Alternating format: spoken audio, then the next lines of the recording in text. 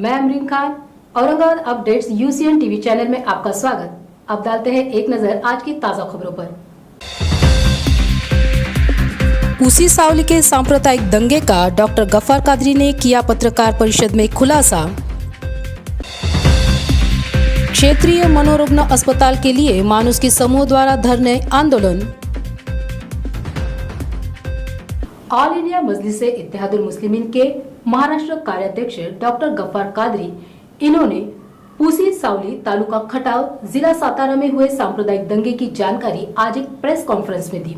पूसी सावली तालुका खटाव जिला सातारा में हिंदू समुदाय के एक बड़ी भीड़ ने वहां के जामा मस्जिद पर हमला किया, जिसमें नूरुल हसन लियाकत शिकलकरी नामक युवक की मौत हो गई। साथ ही पवित्र धार्मिक ग्रंथ मस्जिद के बाहर लाकर जलाकर खाक की गई। इन सभी की जांच करके इस घटना की जानकारी ऑल इंडिया इत्तेहादुल मुस्लिमीन के महाराष्ट्र कार्याध्यक्ष डॉक्टर गफ्फार कादरी इन्होंने आज पत्रकार परिषद में दी। 10 तारीख की शाम में एक बड़ा जमाव पूसेवाली शहर में निकलता है। मैं पूसेवाली गांव को विजिट दिया हूं। वो जमाव पुलिस स्टेशन के सामने से जाता है और जाकर पूसेवाली की जामे मस्जिद में हायदोश रक्तपात करता है। उस वक्त मस्जिद में तकरीबन 9 से 9:15 का, पौने 9 से 9:30 का टाइम होगा। 15-20 नमाजी थे, नमाज हो गई थी, कुछ पठन करते बातचीत करते बैठे थे। वो जमाव ने जाके वहां हमला किया।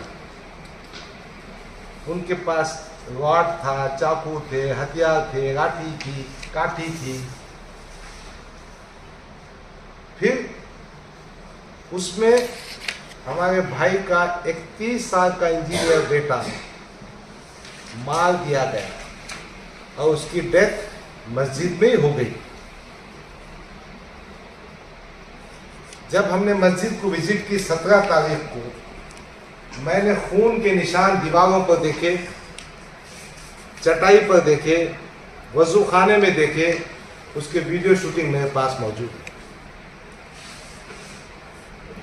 हम जब मूसेवाली का दौरा करके वापस आ रहे थे, एक पुलिस के अधिकारी ने फोन करके पूछा, डॉक्टर साहब सब अच्छा है ना? मैंने बोला पुलिस तो 2.5 घंटे के बाद पहुंची थी, उसकी मौत तो मस्जिद में हो गई थी। तो पुलिस ने हमसे कहा नहीं, वो दवाखाने में मरा और उसमें 15 लोग जख्मी हुए। मस्जिद का जो सामान था वो कुरान शरीफ, दीनी किताबें, नमाज, वो सब बाहर लाके जला दिए। जब हम 8 दिन के बाद जब गए तो राख का ढिगाल था। मस्जिद के दरवाजे, वजू खाने, वो वजू की जगह सब तोड़ फोड़ कर दिए। अब ये तो होगी हमने वस्तु स्थिति देखी, मगर जब दंगा हुई थी 10 तारीख को तो मैंने एसपी से बात की थी। मैं आपको बता दूं, मैं जियाउल स्कूल बैठा था। मुझे पहले एक बहन का फोन आया, मैं नाम नहीं बोलना चाहता, सतारा से। उसने कहा डॉक्टर साहब ऐसा ऐसा हो गया। मैंने मुझे डिटेल्स भेजो। उसके 3 मिनट के बाद असदुद्दीन अवैसी का फोन आया मुझे, कहा डॉक्टर साहब जल्दी इंक्वायरी करो। फिर मैंने एसपी का नंबर लिया, एसपी से बात किया। एसपी ने बोला साहब ऐसा वाकया हुआ है। यानी ये बात कब की है? 11 तारीख। वाकया कब हुआ? 10 की रात में हुआ। 2-4 लोग दिल को जख्मी भी हमने इलाज करके भेज दिए, एक आदमी की मृत्यु। जबकि हकीकत ये थी कि 15 लोग जख्मी थे और उनको कृष्णा हॉस्पिटल कराड़ में एडमिट करके इलाज किया गया। और जब हम पहुंचे 17 तारीख को, हम चाहे कि जख्मियों से मुलाकात होना, तो उन्होंने वो जख्मियों को डिस्चार्ज करके पंगा दिए ताकि मुलाकात हो। हम सिर्फ भाई के मकान जा सके और उस जख्मियों से फोन पे बात की। मैं वो बात भी सुनाता हूँ। जख्मी के एक आदमी ने मुझसे कहा, ये जो मॉब आया था मॉब कह रहा था विक्रम भाई का आदेश है कि सबको खलास कर दो, डरने की जरूरत नहीं है, गृह मंत्री अपने पीछे।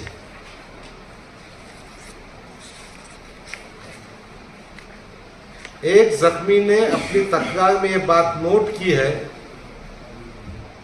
मगर इस पे अभी तक कोई कार्रवाई नहीं हुई। तो हमने समझा कि डीएसपी साहब कहीं ना कहीं अपना फर्ज कर्तव्यामध्ये कसूर करत आहे, जाणून बुजून करत आहे, एका पक्षाला मदत करत आहे, ते भारतीय जनता पक्षाचे डीएसपी म्हणून काम करत आहे। 11 तारखेला जेव्हा माझ्या एसपीशी बोलणं झालं तर आमचे काही ओळखीचे लोक आहे, मिरजमध्ये आहे, सांगलीमध्ये आहे। अगोदर मी एनसीपी मध्ये होतो, मी काही माणसाला फोन करून विचारलं तर त्यांनी सांगितलं हे सर्व कारस्थान मागे विक्रम पावसकरचा संबंध आहे आणि हा विक्रम पावसकर शिव प्रतिष्ठान संभाजी भिरे यांशी जोडलेला आहे। त्याच दिवशी मी ईमेलद्वारे स्पेशल आयजीपी कोल्हापूर, आता असं आहे कोल्हापूर, सातारा, सांगली, पुणा हा एक रेंज डिव्हिजन आहे, त्याचा स्पेशल आयजीपी कोल्हापूरमध्ये राहतो। त्या स्पेशल आयजीपी साहेबांना, डीएसपी साहेबांना ईमेल पाठवलं, तो मी इथे तुमच्याकडे लावून दिलेला आहे। तो आहे निशाणी क्रमांक क।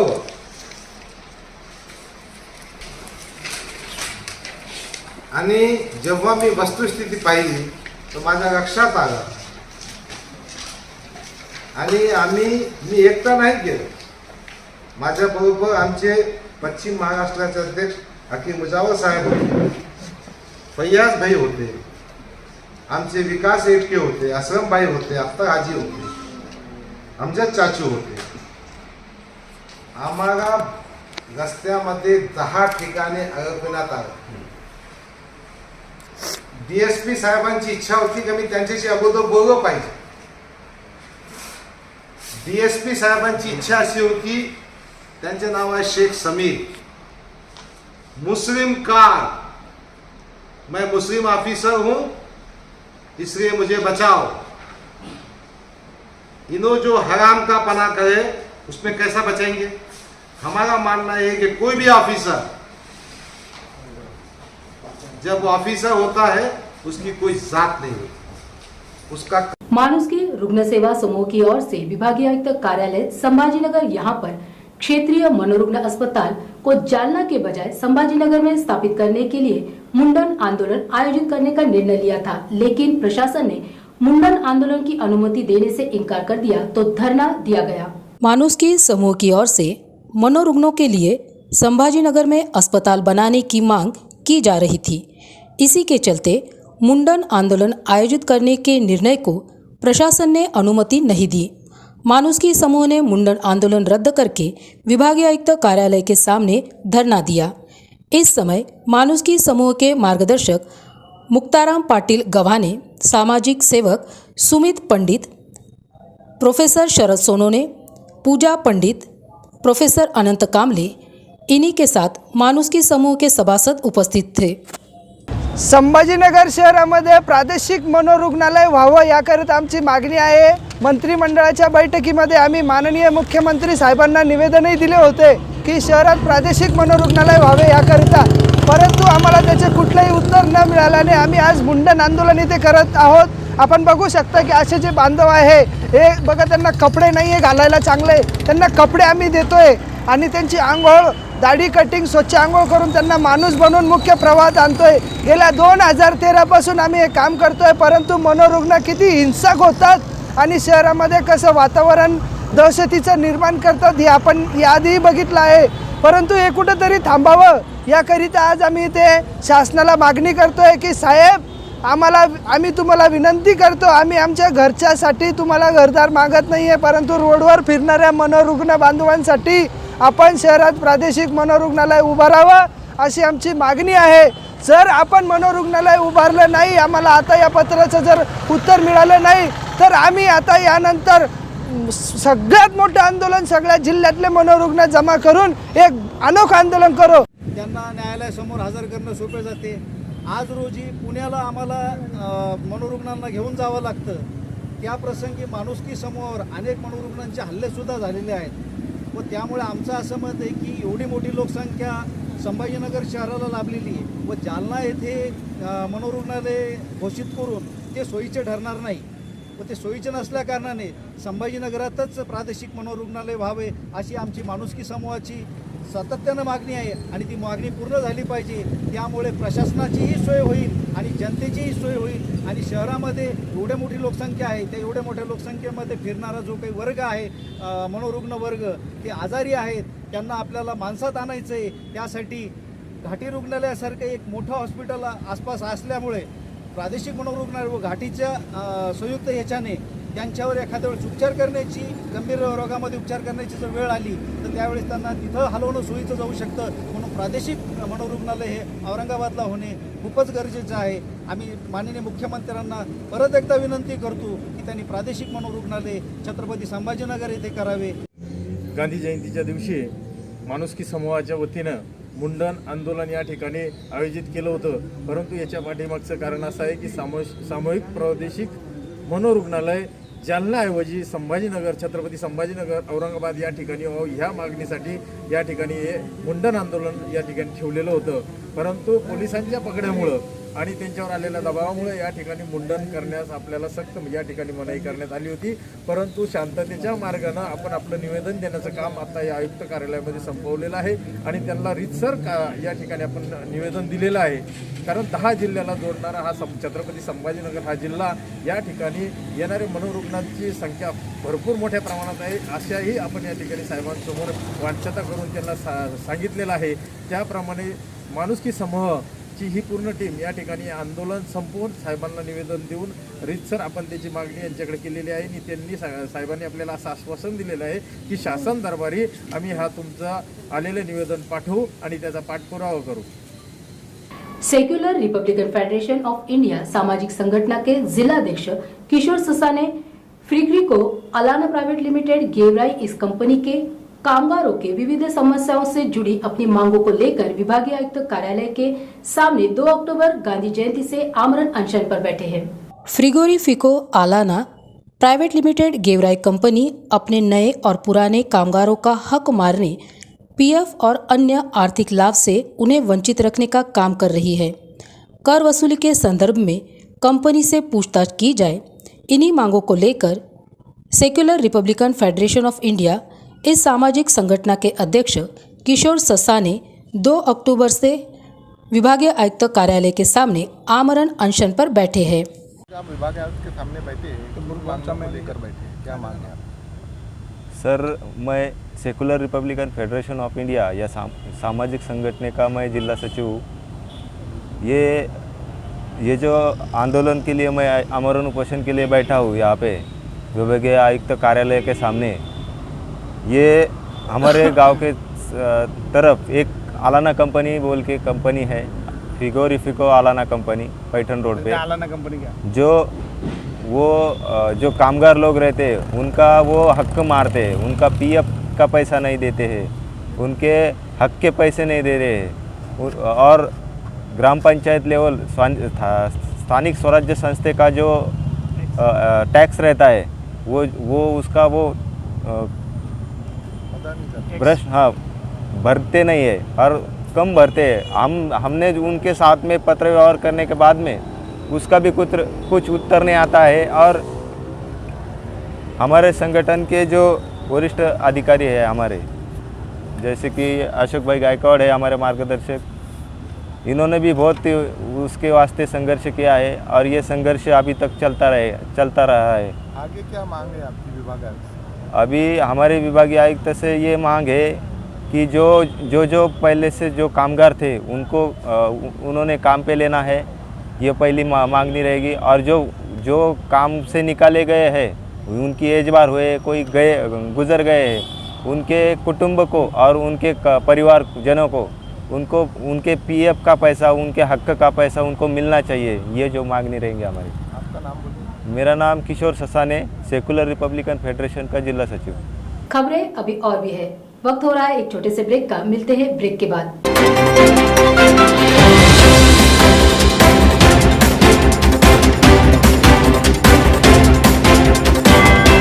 ब्रेक के बाद फिर एक बार आपका स्वागत है Aurangabad update UCN TV channel में।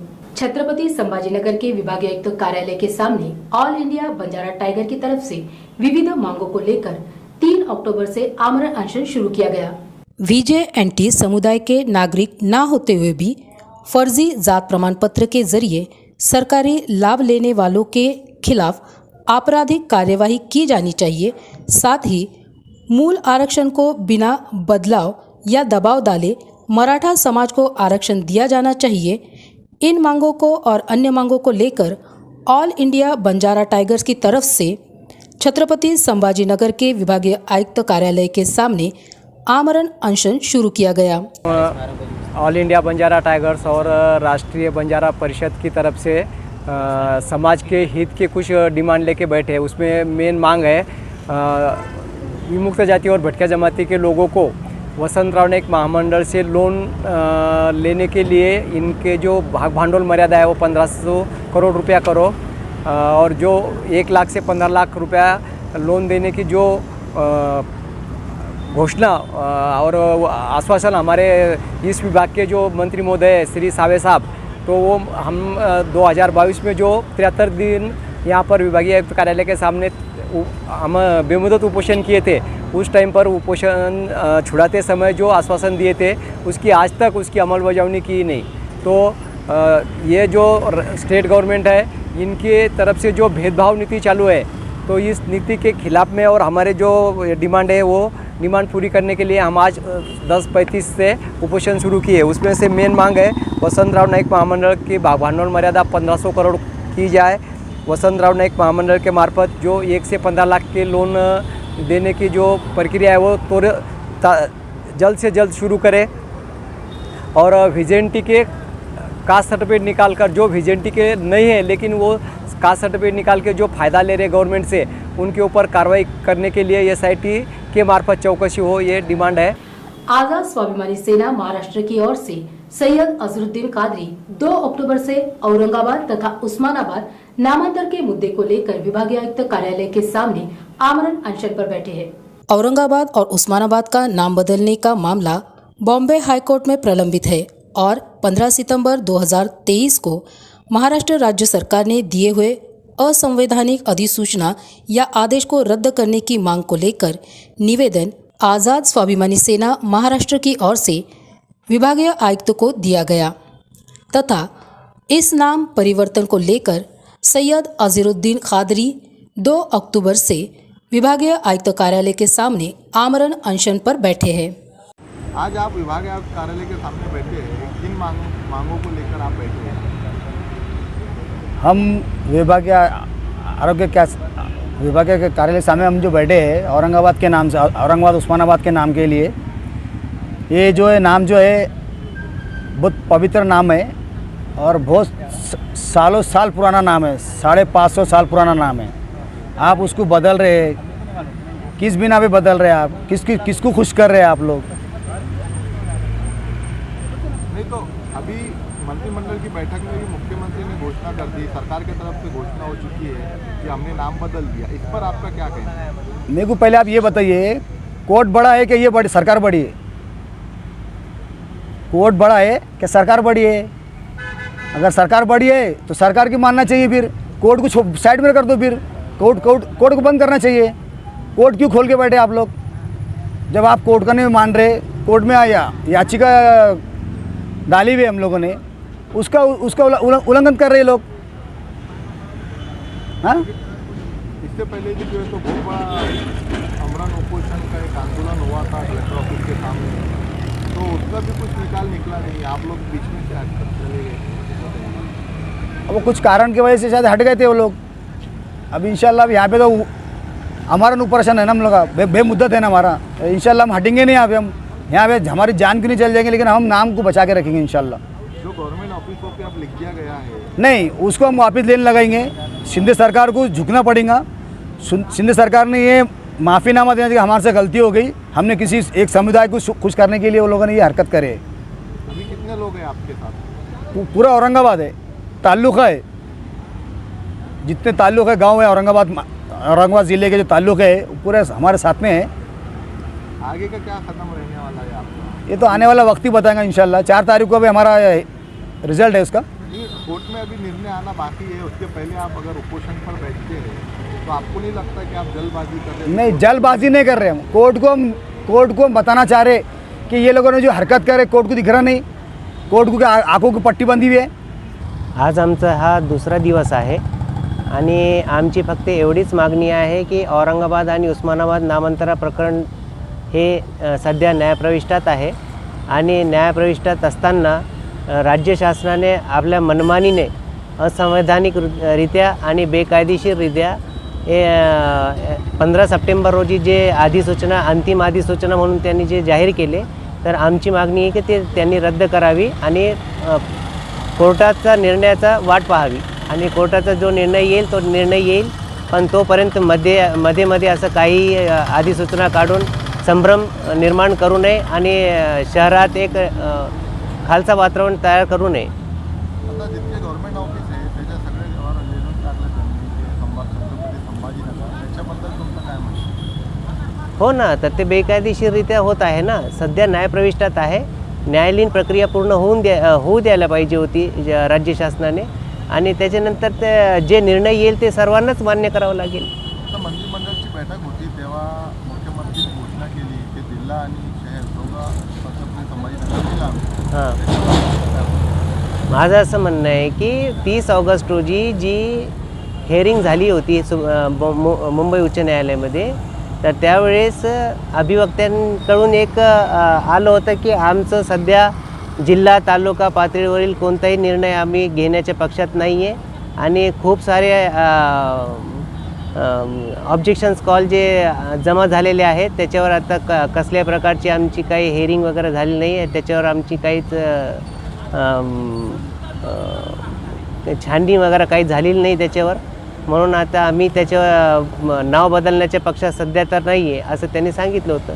आणि अशी हमी दिल्यानंतरसुद्धा त्यांनी जर असं 15 दिवसाच्या नंतर असं केलं असेल तर हे अवमानना आहे कोर्टाची। कोर्टमध्ये केस चालू आहे, हां निकाल निघलेला नाही आतापर्यंत। हां, तुमचं पुढचं पाऊल काय असेल? तुम्ही आमरण उपोषणला का बसेल? या अगोदर आम्हाला फक्त हे जाणून घ्यायचं आहे की कोर्ट मोठा आहे का शासकीय व्यवस्था मोठी आहे, सर्वसामान्यांनी ऐकावे कोणाचे? तुमचं उपोषण नाव औरंगाबादी राहिलं पाहिजे का छत्रपती संभाजीनगर का केला आणि ऑफिसवर का लिहिला ते सांगा। ते औरंगाबादचं नाव बदलल्यानंतर सर्वसामान्यांना काय फायदा होईल, काय फायदा होईल आम्हाला हे विचारायचं। सर्वसामान्यांना नाव बदलल्यानंतर काय फायदा होईल?